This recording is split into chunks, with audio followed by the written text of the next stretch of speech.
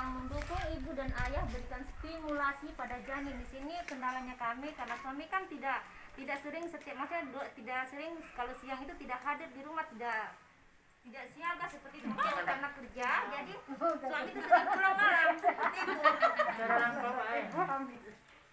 Jadi maksudnya suami itu tidak siap seperti dia sering pulang malam. Itu kendala di ibu hamil di sini. Itu adalah kendala dan kita akan memecahkan solusinya bersama-sama lewat pertemuan ini. Tujuan dari pertemuan ini adalah pentingnya keluarga dan masyarakat memberi dukungan kepada ibu hamil. Kemudian yang kedua, untuk mengetahui informasi yang tepat dan diyakini kebenarannya untuk ibu hamil.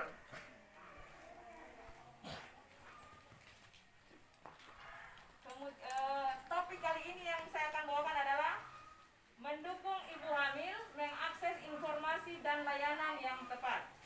Jadi sudah paham ya? Informasi dan layanan yang tepat. Sekarang untuk sesi ini ada yel-yel yang akan saya bagikan kepada ibu-ibu. Begini yel-yelnya.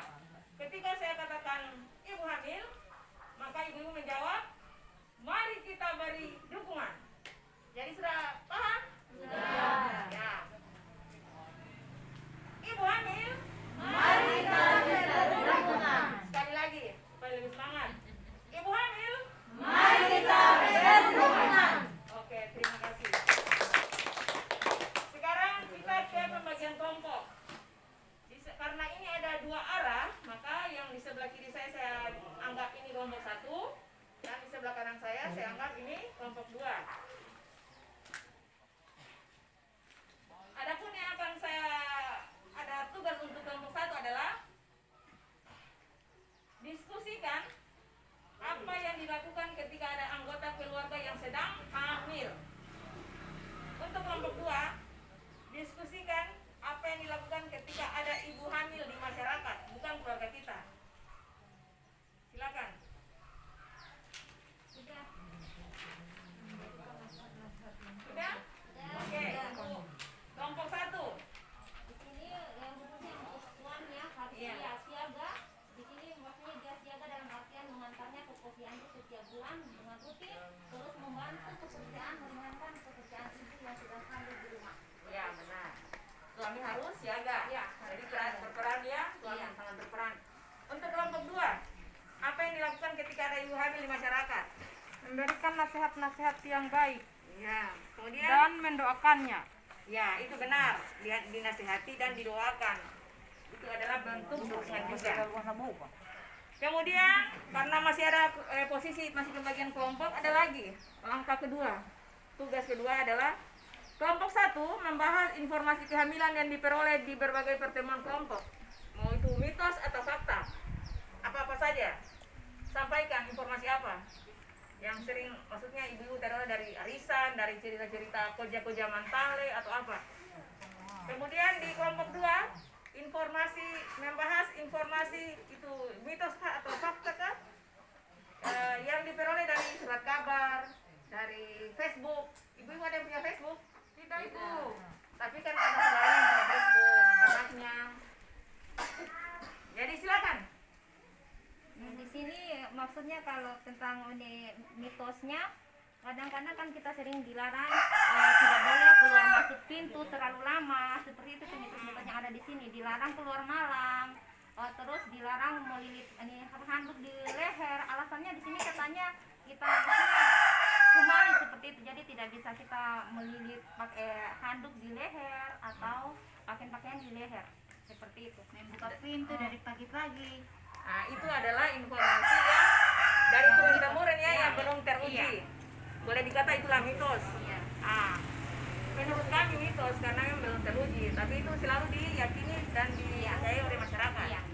Kemudian yang dari media sosial ini, ibu kelompok 2, apa-apa yang sering, informasi apa yang didapat? Tapi kita tidak bisa buka Facebook, Ibu, bagaimana? Itu nih juga tidak bisa. Media yang TV didengar atau apa? media Yang di TV, televisi di kan? televisi. Paling hanya dengar di masyarakat saja. Yang di televisi kalau ibu hamil biasanya bagaimana? Tidak boleh berhubungan. Tidak boleh berhubungan.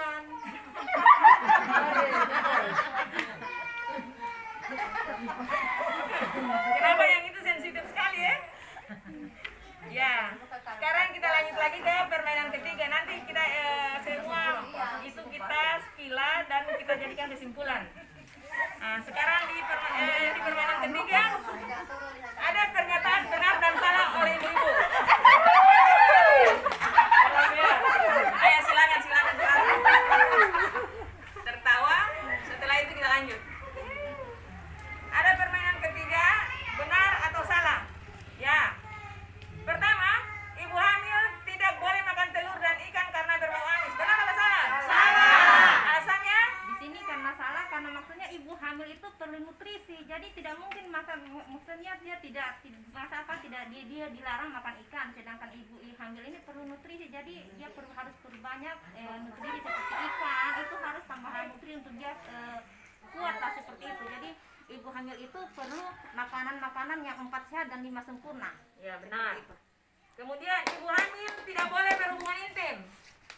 Itu benar salah.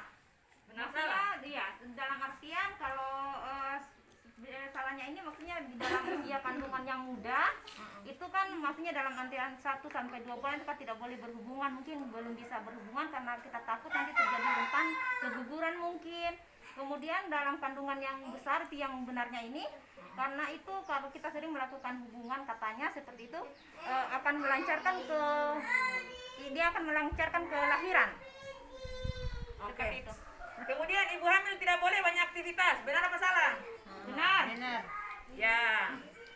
Karena Karena ibu hamil perlu banyak istirahat, dia tidak boleh capek seperti itu. ya, terima kasih, saya apresiasi.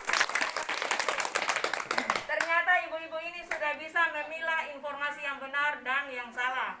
Kemudian informasi-informasi yang mitos dan fakta itu ibu-ibu sudah bisa menyaringnya. Jadi saya salut sama ibu-ibu. Tepuk tangan untuk ibu. Topik yang inti dalam hal ini pertama adalah pentingnya dukungan keluarga dan masyarakat terhadap ibu hamil. Yang pertama itu dukungan suami atau keluarga. Kedua, dukungan masyarakat. Dukungan suami tadi seperti yang Mama Idul sampaikan bahwa suami harus jaga, meringankan pekerjaan istri.